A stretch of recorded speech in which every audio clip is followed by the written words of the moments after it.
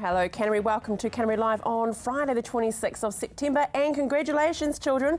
Yes, you're officially on the school holidays, so I'm sure you're looking forward to a couple of weeks where you can sleep in, you can do whatever you want within reason. Well, Family Pass we had to give away on the Akaroa Nature Cruise, and the winner was Shirley Broom. So congratulations Shirley, you can take your family out maybe potentially next week or the week after and enjoy that beautiful cruise thanks to Black Cat Cruises. Well, first before we get into things, just a quick shout out to a couple of viewers. That's to Betty Gardner, who was 85 last week. Congratulations Betty, and to Dave. Thanks for being such loyal watchers of Canterbury Live. Well, coming up on today's show, we were out very early, well, not me personally, but out to St Bede's very early for Canteen, so we'll find out all about that, and about Walk by the River, that is this weekend. Simon Moody, who is a researcher at the Air Force Museum, talks to us about what's going on with a new First World War exhibition. But first up, are you hungry? Maybe. I actually haven't got any food on me, but I've got an amazing top Canterbury chef. Johnny Swass is here in the studio with us, when really you probably should be in the kitchen. Well, I should be kind of getting ready for Friday night, yeah, but this is far more important. This is like breakfast time for you though, isn't it? Well, yeah, middle of the day, yeah, sort of morning tea time really, 4 o'clock, yeah. To be out well and truly early hours. Hey, really cool Johnny, I mean, we know you for being a restaurateur and a fantastic chef, but you're giving back though, aren't you? Yeah, I mean, we, within our sort of restaurant and the greater restaurant community, we're pretty generous people at the best of times, and it's all about everything we do every day is all about being nice to people and being kind, and one of the things that we try and do every year and have done with a couple of years off obviously just recently is a thing called the City Mission Sunday Lunch. So this is something that was sort of came about when we had the old restaurant in Ferry Road. Yeah. I got a bit tired about reading of people in Christchurch who didn't have enough money to buy food or get food, and you know, as a restaurant, as a chef, we're surrounded by food every day, and to be honest, a lot of restaurants waste a lot of food as well, and so we sort of got together with a whole lot of other restaurateurs and chefs and front of house people and winemakers and stuff, and put on a little lunch that turned into a bigger one each year, and it's finally sort of come back again this year, which is really exciting. The City Mission must feel so blessed that they've got so much support, and especially, you know, from not just a restaurant, one of the top restaurants in Canterbury, and giving time. And quite easily you carry on with your own day and that, but actually giving back. Yeah, I mean, and I think that's probably the easy option. And I think as a restaurateur who's chosen to stay in Christchurch, we've chosen to do the hardest thing in probably the hardest city. So it's kind of, it seems natural that we challenge ourselves every day to be better and do better and give as much as we can. So it's, yeah, for us it seems like a natural thing to do. One thing though, I mean, obviously with the actual lunch you need resources, it's the food. Yeah. So how do you get that all together? We just put out a lot of calls to friends, and we use social media quite a bit. We have done this year for the first time. And as it turns out, we know we've had donations from as far north as Auckland. You know, someone's a tomato grower up there sent a whole lot of tomatoes down over by a courier. A guy from who owns a bottle shop in Hamilton sent a case of wine. There's this young guy, Angus, who's awesome. He's a 12-year-old kid who's got 70 chickens, and he sent us 18 dozen eggs. 70 chickens? Yeah, he's got 70 chickens. Jeepers. Where's he? He's in Christchurch. Really? Yeah, and he sent me this really cool letter just saying, you know, here's my chickens. They're not probably the biggest eggs that I've got, but they're the best ones because I've got to keep some for my little chicken run that he does. Yeah, so we need to talk to that young man. We need to find out where he is, because he's a pretty smart little dude by the sounds of it. He's a bit of an egg entrepreneur. You set the challenge now. How cool is that? And as far as City Mission, what are they doing to promote the event? As far as so they obviously we try and keep the ticket price really reasonable. So it's $65. That includes sort of everything, and 100% of it goes to the City Mission. So we don't have anything to do with the ticket sales. There's no administration fees. There's no money handling. There's no anything. Event Finder have managed all the ticket sales this year, which I believe have sold out, which is great. So that's wonderful. 280, nearly 300 people coming along on Sunday. But for us, it's really important that all the money goes to the cause. It's not sort of lost in administration and appearance fees and accommodation and all of those things, which you know, I've been involved in a few other charities events where you know, the money that's raised is great. You know, they raise a huge amounts of money, but the actual money that goes to the cause that they've raised the money for is quite significantly less than that.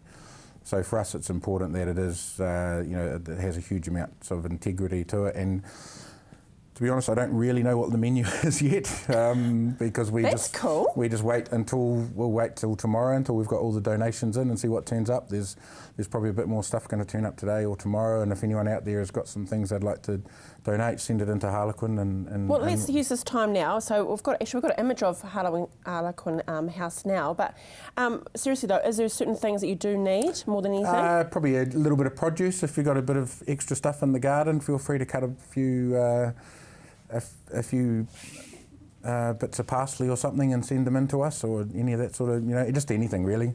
You know, anything's welcome. We're going to try and make some homemade lemonade as well, and so if anyone's got a lemon tree that's full of lemons, then send that over to us and we'll do that. So, and that's right, you're saying not just to a business, but if you're lucky enough to have, as you said, like citrus trees and they're on your property. Yeah, and we've found, to be perfectly honest, this year we've found that the big businesses haven't donated anything, because they're all sort of tied up and it's the wrong time of year, or they've given all sorts of money away already, or they've already allocated their charity amount. So it's all the little small producers or backyard guys and the little wee tiny producers and growers and brewers and things that we use. So Zach from Castle's dropped off a half keg of beer, which was awesome. Tell you what, they've got one of the best stouts there, just quietly. This is pretty good. Quietly. Ralph from Three Boys has dropped in a keg, and Muzz from Delicious he's got this delicious pale ale from Ghost Brewing.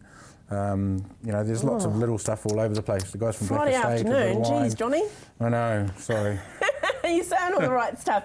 Hey, congratulations to you and the team. It's really cool you're talking about other restaurants. They could be seen as competitors, but you're actually coming together. I mean, that's the biggest. For one event. Yeah, that's the important thing for us is that it isn't seen as, it's not just me. I just happen to be the person that gets out and talks about it the most. Just the face. But, yeah, unfortunately, not probably the best face to choose. Oh, but, how rude! But I was a face, you know. So, but I mean, there's also we've got 30 students from Riccarton High going to come along, and it's all the senior prefects are going to be with the waiters as well. So that's awesome. They've been involved every year too. So thanks, Johnny. Thanks to them. Okay, have a good night. Thank you. Stay with us after the break. We catch up about Walk by the River. See you soon.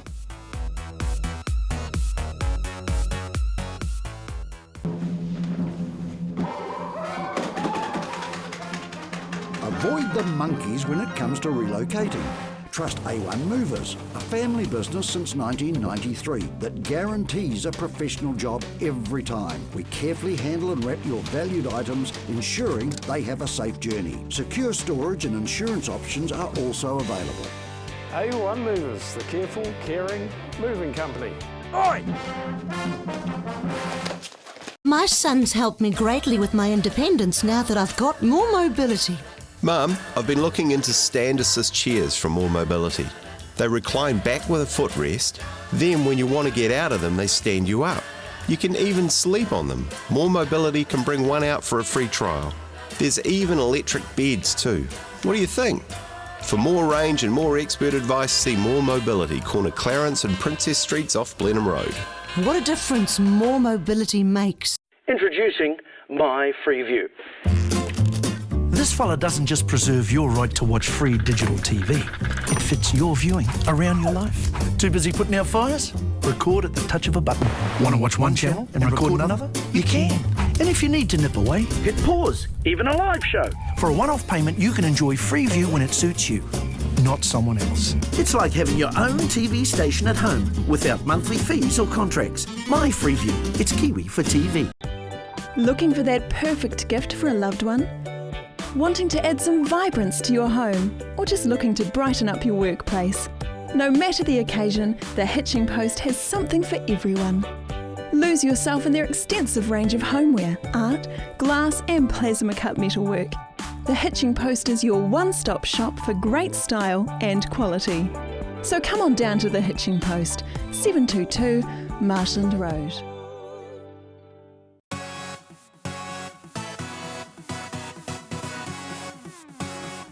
Tell you what, I think we've got a bit of trouble sitting on the couch now. They're a little bit mischievous, aren't you?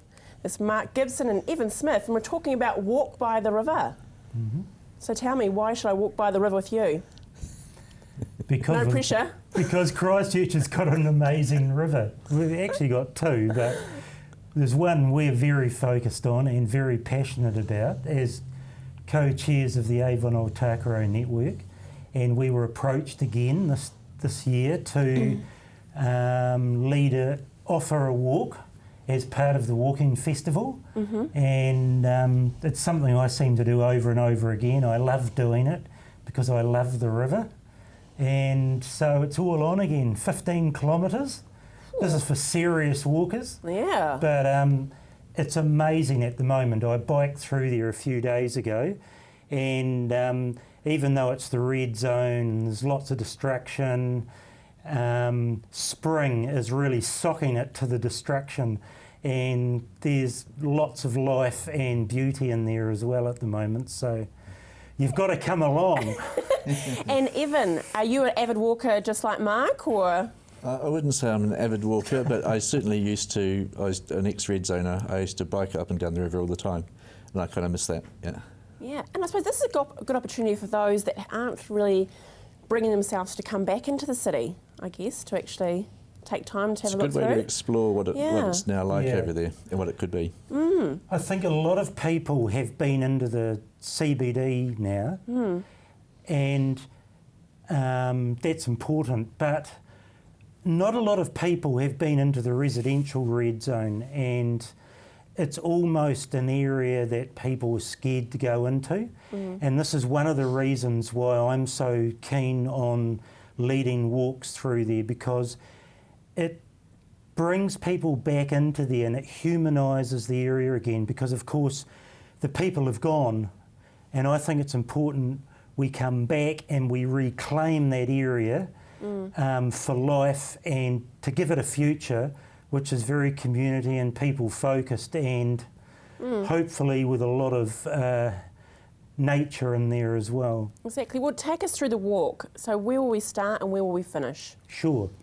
We start at the Otakarau Reserve, which is the Ototahi Reserve, which is where there used to be a pā, and that is in the little reserve where the po are. They're broken because of the earthquakes, but they're still partly there, by the cemetery in Barbados Street. Oh, okay, right. The bridge there. So we begin there, and there will be some traditional karakia, and that will be a solemn moment, and we're going to hear a little bit of the history of that site, and then we walk from there, just following the river all the way to New Brighton. Wow, that's definitely a feat, isn't it? And on the way, we've got two special stops where we hear a little bit of the vision of what Avon wants to see happen in that area. And Evan can tell us about those two sites we're going to stop. Please do, Evan.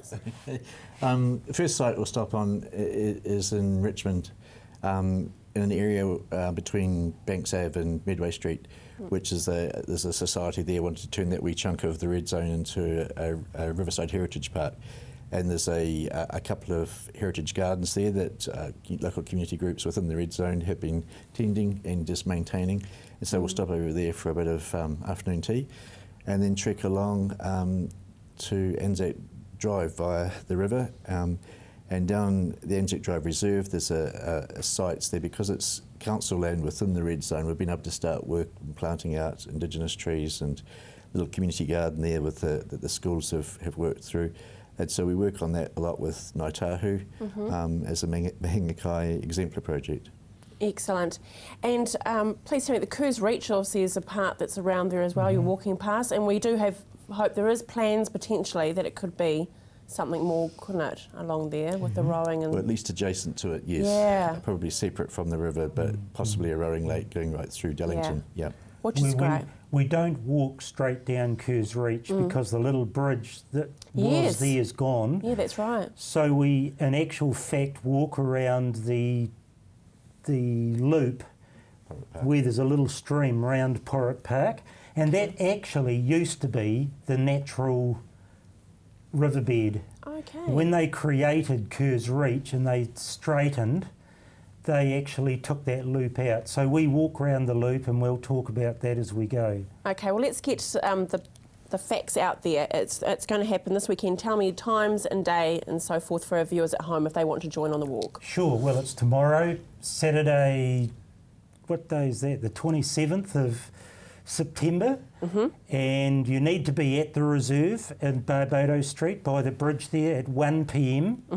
And say we'll have a blessing and a few little stories there, and then we leave there. I'd say we'll definitely be gone by 1:15. Okay. And if people can't walk the whole way, they could,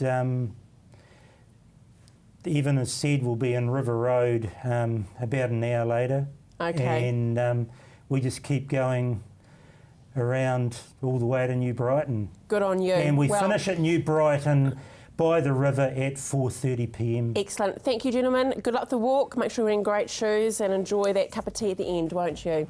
Well, stay with us. After the break, we catch up with Simon Moody, finding out all about First World War.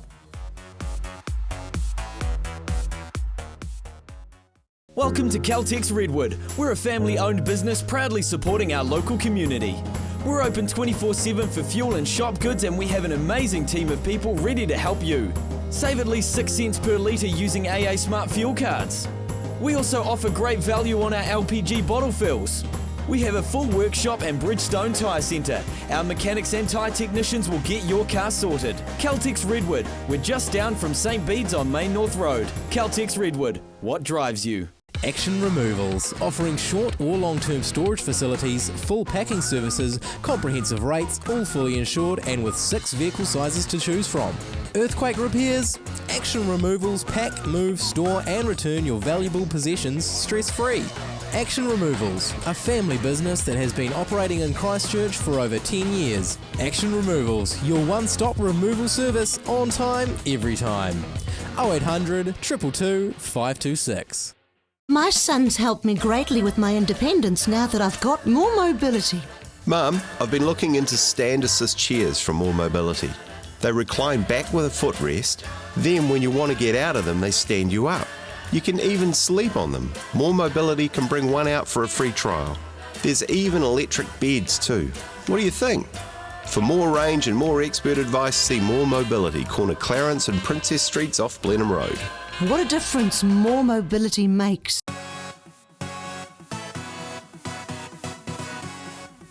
Well, the First World War is very, very synonymous in my family. My grandfather fought in Gallipoli, so I'm really interested to hear what Simon has to say about this wonderful new exhibition that's happening. Welcome to Canterbury Live. Kia ora. Yeah, kia ora to you. Kei te pia koe. Oh yeah, to say, yep, okay, I'm fine. Now let's talk about this wonderful exhibition that's happening that I know you're very passionate about.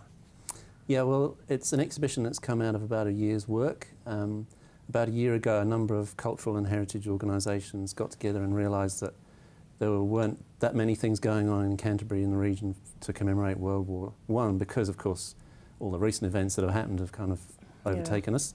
So we got together and we formed what's called Canterbury 100. And it includes organisations such as the Air Force Museum, Canterbury Museum, the libraries in Christchurch, also South Canterbury Museum, Ngaitahu, and the university. So that's the main group, but there are lots of other organisations that are helping us with this.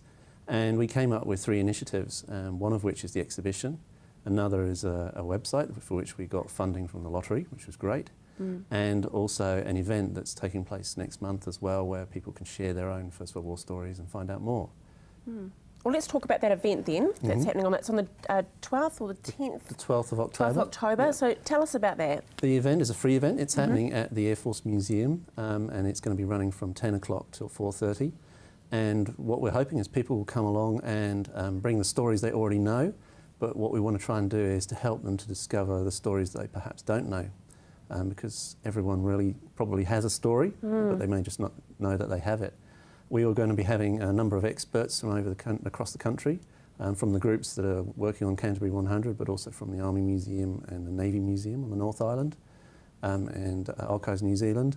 And so it's really kind of a community event to get people to think about their past and think about the stories they might be able to find, and for us to help them to do that. So you can also bring in objects if you've got them, and we'll have experts on hand who might be able to explain, if you don't know what they are, explain a little bit more about what those things are too. What do you think, Simon, personally, 100 years on, what do you think our generation thinks about the First World War, or do they? Well, there were some surveys done before the commemoration started to kind of look at this. A lot of people seem to know a bit about the World War II situation, but World War I kind of gets a little bit forgotten in the wake of that, and a lot of people, when they were questioned, didn't know the very basic facts, and I think it's kind of sad. So I think this is a really good opportunity for us to kind of re-engage with that part of the past, which is not only important for New Zealand, but also the world as well. You know, it's a very, very significant event that had far-reaching consequences that, unfortunately, in some places in the world, we're still living today. So I think it's a really good opportunity for New Zealanders to sort of reconnect with a generation that's passed as well, but recently passed too. And that's important in sort of working out who you are and where you're placed in the world, so to speak. So why did the Air Force Museum want to get behind this project?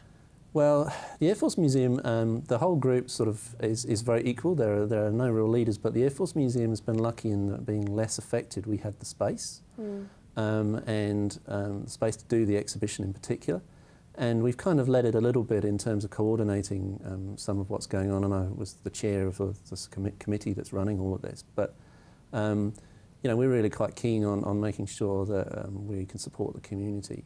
And this is a community initiative, and it's a collective initiative. So although it's being held at the Air Force Museum, it's very much a collective, and we've had contributions from South Canterbury and North Canterbury and, you know, all over the region. And I'm told by the Ministry of Culture and Heritage that it's actually unique in the country, that brilliant. no other area has actually sort of been able to pull something like this together in the way that we have. And the other exciting part about it, of course, is that we also have the you know, a really important opportunity to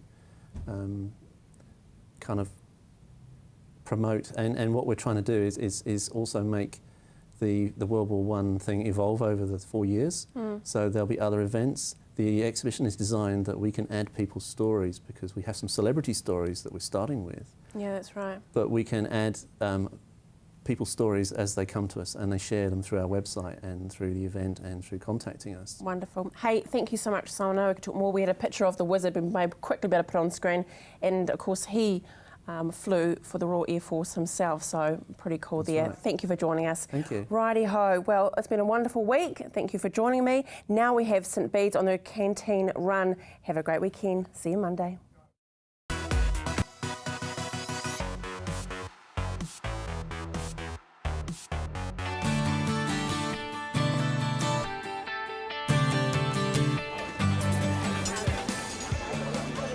G'day, I'm Lockie Weston. I'm year 13 from St Bede's College, and I'm about to head off on the Canteen Run for a Life 2014. We've been raising money for Canteen for over a month now. Just everyone's been getting involved, the whole school. Even though there's only 160 runners going around to 8 different locations in the South Island, but everyone's been involved and everyone's just getting amongst it, so it's a real good, great school effort. Along the way, everything's been donated by families and friends of the college. And so that helps us to raise as much money as possible, as we don't have to pay for accommodation, food. So everything, every dollar that we raise will be going to Canteen. In 2012, we raised $160,000 for Canteen. So this year we're trying to improve on that and raise more. I'm involved with Canteen Run for Life because I feel quite passionately about helping kids with cancer, and in particular helping our boys, St Bede's, look outside of themselves and you know, donate their time to making this world a little bit better, really. And on the run, the idea is that we'll be taking the boys out. We're heading to Mount Cook, and they will be running about 5K lots for 30 Ks a day. And along the way, we'll be collecting donations as well.